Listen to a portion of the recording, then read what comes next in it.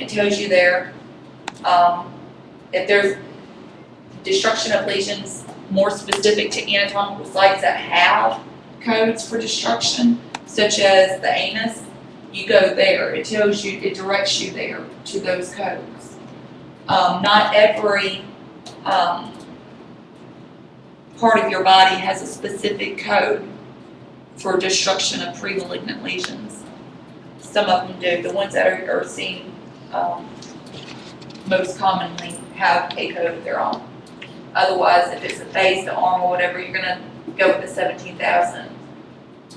Now, the only thing about these that trip people up is, and I think we use this as an example, 17,000 is for your first lesion, 17,003 is an add-on code. That add-on code is 2nd through 14 lesions each, listed separately in addition to code for first lesion. So if you've got 13 lesions, you're going to report 17,000, and then you're going to report 17,003 with how many units? No, each additional. So it'd be each. So if it was 10, it'd be 9. Yeah, that one gets everyone every time. And you see how that can be confusing, because if you look at one that has terminology somewhat like that, for instance, 11101 on page 13, that's your biopsy code, another add-on code, and it's the same there, each separate additional lesion. So if you had 5, you would code 11100 and then 11101 with 4 units. So back to the destruction, if you've got 10, it'd be 17,000 with 1 unit and 17,003 with 10 units. But if you look at code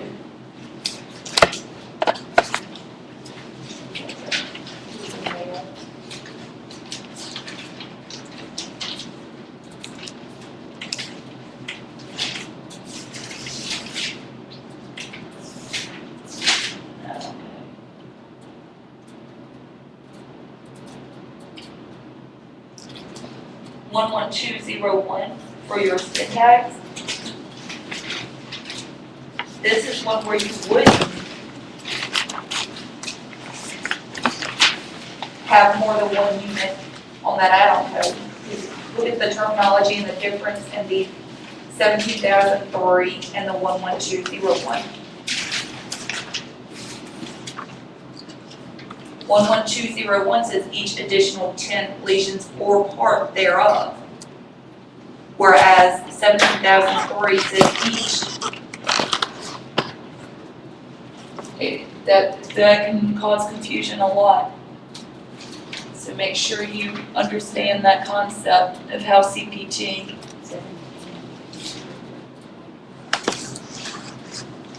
Now, I'm not saying you can't have more than 1 unit of 11201. What I'm saying is that 1 unit of 11201 equals 10 lesions. Whereas 17,003, 1 unit is 1 lesion. So you can have 7 units to 6 lesions. All right. 17,004 though,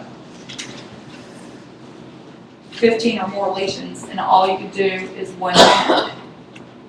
And I'm going to tell you what a lot of providers do to get around it. First, for your purposes, if they say on the chest, code 15 lesions, pre-malignant AKs, actinic keratosis, destruction of them, and they say 15, you code 17,004. But what providers are learning to do is to split them up and get more units of 17,003 to get more money. You see what I'm saying? Because you can see the difference in the RVU there.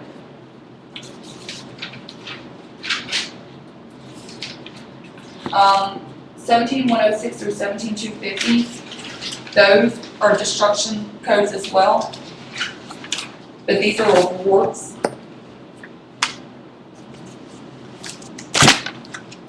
Benign lesions, other than skin tags or cutaneous vascular proliferative lesions. On your test, they'll tell you skin tags, or they'll tell you wart or something, or pre-malignant or benign lesion, destruction of a vascular proliferative lesion. They're not gonna expect you to know what what do they call them? The hema. It's called a hema something. It's like the strawberry patches. Hemangioma, right. They're not gonna expect you to know for testing purposes, but you won't make it coding unless you eventually learn that. A lot of that's in the study guide. But I think hemangioma is mine.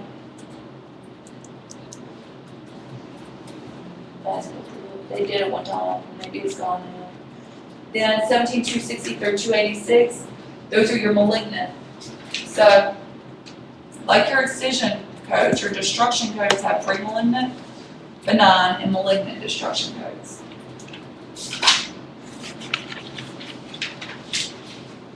Your malignant lesions, those are by anatomical site and lesion diameter, simply because it takes longer to destroy the lesion, a malignant lesion of that size.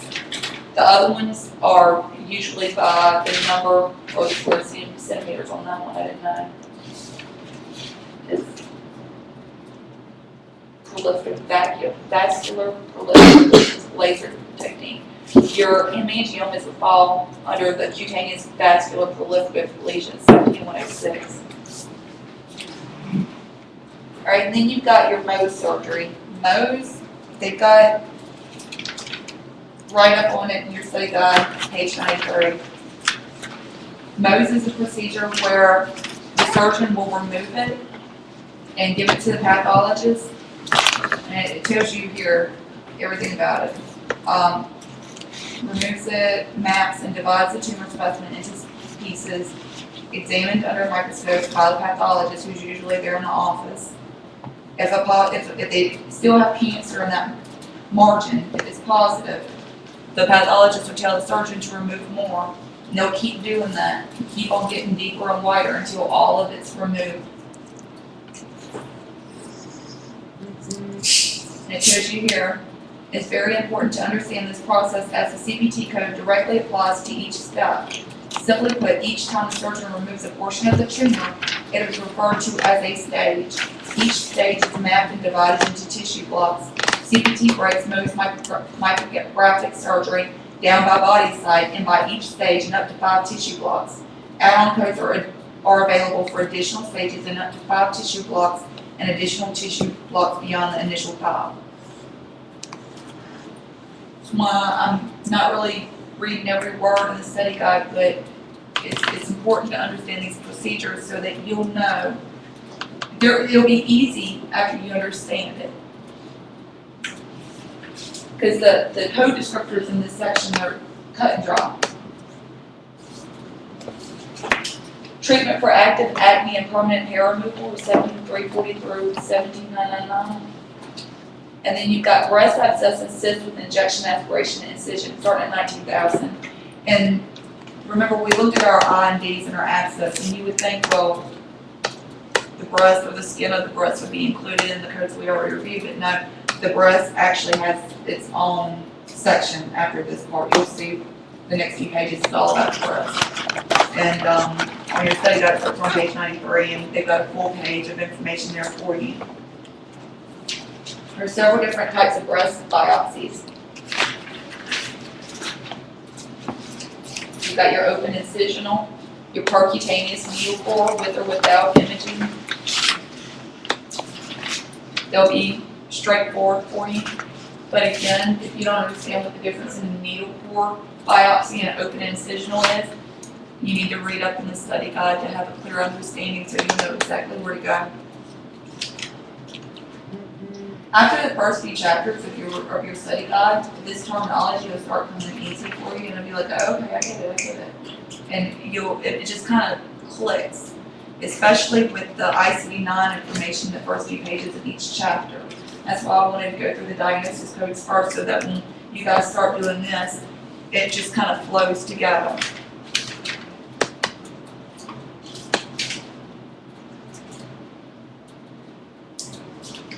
You've got your excisional procedures of the breast, treatment of fibroadenoma, cryoablation.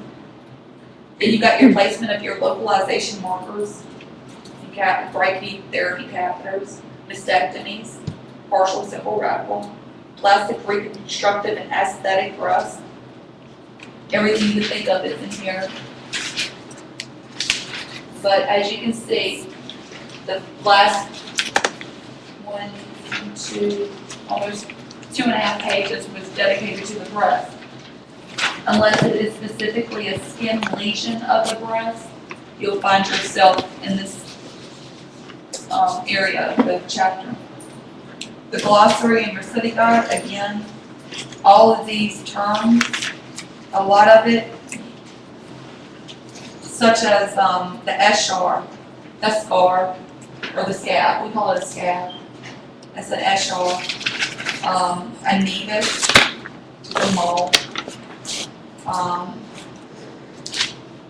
Let's see, sebaceous cyst, psoriasis, pruritus is itching, polynodiosis, I can't ever say that.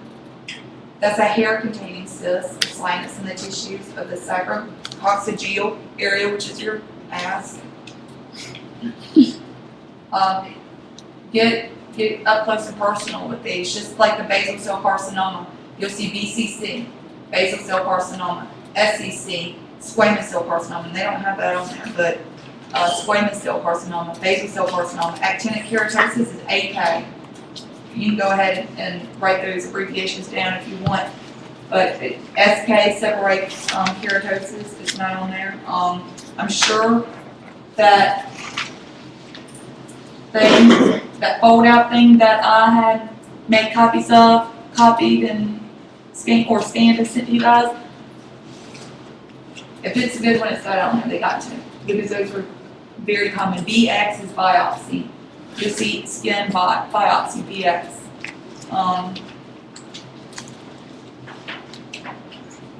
Cryo. You'll see cryo. Cryo is cryotherapy, which is destruction.